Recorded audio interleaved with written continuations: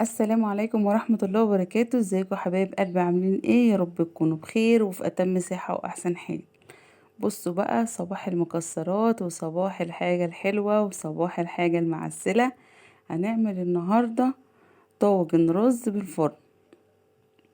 هنعمله النهاردة بطريقة جميلة جدا وطريقة سهلة وبسيطة خالص. وانا اراهن ان انت بعد ما تشوفي الفيديو هتقومي على طول تقومي جايبة لبن ورز وتقومي عاملاه في وقتها على طول، من جماله ومن حلاوته ومن سهولة طريقته. يلا تعالوا بينا ندخل على الفيديو ونشوف احنا عملنا طاجن الرز ده ازاي. انا معايا هنا مية، ومعايا هنا بصوا ده فنجان شاي فيه رز.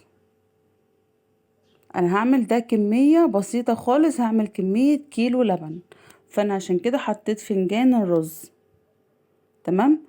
الرز انا هسيبه على البوتاجاز لحد ما يستوي خالص، ما هيستوي بصوا على الاخر، مش هعمل فيه اي حاجة خالص، انا هسيبه على النار لحد ما يستوي يبقى بالشكل ده. بصوا كده اهو. هبدأ انزل بقى عليه بكيلو لبن. كيلو لبن ده اللي هو الجمسي، اللي هو اللبن السايب، هيطلع طعمه احلى عن اللبن العلب على فكرة. هبدأ انزل بقى عليه بخمس معالق سكر، برضو حسب الرغبة، يعني انت لو عايزاه مسكر عن كده زودي سكر. هنقلب وندوب السكر، وبعد كده عندي بقى ايه معلقتين قشطة كده. بصوا بوريها لكم، راحت شرة اللبن في ايدي. معلقتين قشطة كده حلوين محترمين كده، معلقتين قشطة كبار.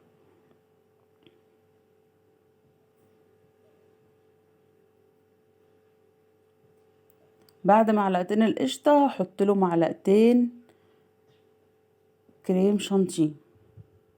عايزه اقول لكم القشطه والكريم شانتيه هما اللي بيعملوا له الوش المكرمش بتاع الملكي والمدينه المنوره وبتاع المحلات.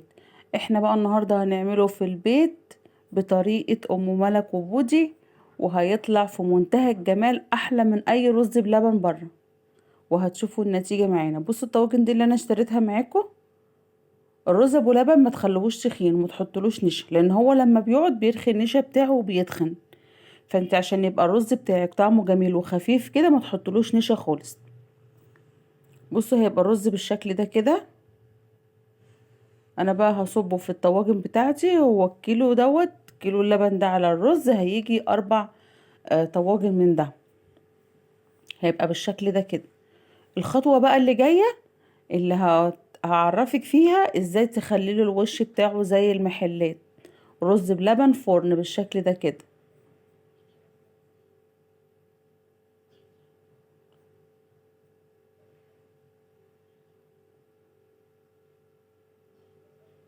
اهو.